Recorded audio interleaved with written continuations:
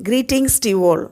Welcome to Class 8, Unit 3, Supplementary Reading When Instinct Works, adapted from Black Beauty by Anna Sewell. Anna Sewell was an English writer of children's classic Black Beauty. Although it has come to be treated as a children's book, it is originally meant for those who take care of horses.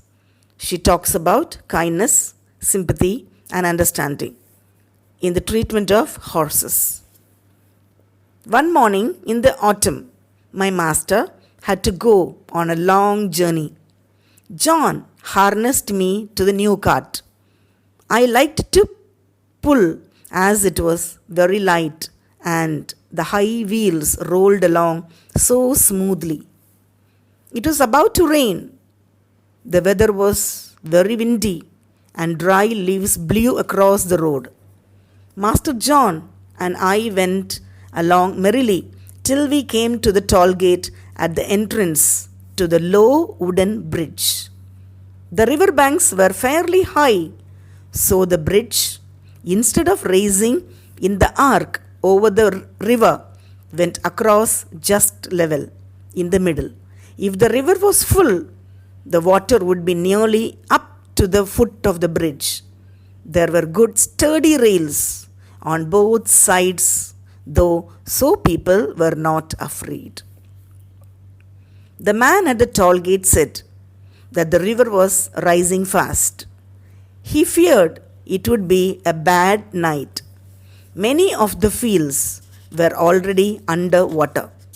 In one low part of the road, the water was halfway up to my knees, but the cart was so good and master drove gently, so it did not matter.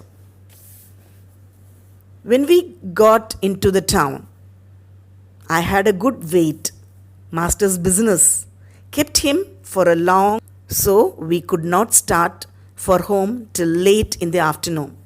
By then, the wind was much stronger, and I heard Master say to John that he had never been out in such a bad storm. We went through a wood where great branches were swaying about like twigs, and the wind made a terrible rushing sound. I wish we were out of this wood, said my master.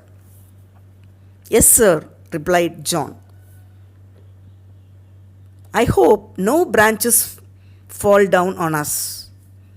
The words were hardly out of his mouth when there was a groan and a splitting sound. Then a oak tree that had been torn up by the roots came crashing down and fell right across the road in front of us. I will never say I was not afraid of, for I was. I stopped still, trembling. Of course, I did not turn around or run away. I was not brought up like that. John jumped out and in a moment was standing by my head. He held my bridle and calmed my nerves. That was close. What shall we do now? Asked my master. Just then, the other man at the toll gate on the other side ran out, flashing a torch like a madman. Hoi, hoi, hoi! Stop! He cried. What's the matter? Shouted my master. The bridge is broken in the middle. Part of it has been carried away by the flood. If you come any further, you will be in river. Thank God, said my master. You really are a beauty, said John, as he took hold of my bridle and gently turned me round. Well, sir, we can't drive over this big tree and we can't get around it. We must go back to 4 crossways. Then it will be about 6 miles before we get to the wooden bridge. Again, it will make us late, but Black Beauty is fresh. This happened sometimes when the river was flooding, so master did not stop.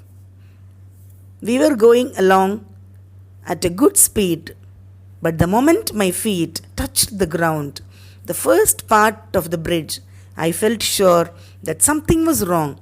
I dared not go forward. I made a dead stop. Go on, Beauty, said my master, and gave me a touch of the whip. But I dare not move. He gave me a sharp snap of the whip. I jumped, but I dare not go forward. There is something wrong, sir, said John. He got down from the cart and came to my head. He took hold of my bridle and tried to lead me forward.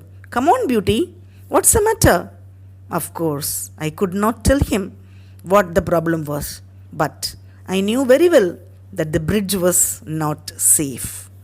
The wind seemed to have settled down. It grew darker, stiller and stiller. I trotted softly along, the wheels hardly making a sound on the soft, wet road. Then Master told John that God had given people brains by which they can find things for themselves. He said, however, God had given animals a special knowledge which did not depend on thinking things out and was much quicker to respond to danger. This instinct in animals, he said, had often saved the lives of men. John had many stories to tell of dogs and horses and the wonderful ways they had saved the lives of people. He thought many people did not take very good care of their animals or make friends with them as they should do. At last, we got back to Master's house. We saw that all the lights were on. As we came up to the door, Mistress ran out to greet Master. Are you safe, my dear? Oh, I have been so worried about you. Did you have an accident? No, my dear, but if Black Beauty had not been wiser than we were, we all three of us would have been drowned at the wooden bridge. They went into the house, and I heard no more. John took me to the stable. Oh, what a good supper he gave me that night, and then a really thick bed of straw. I was grateful for everything, for I was tired. Hearty thanks to all the subscribers and viewers. I owe a lot to you.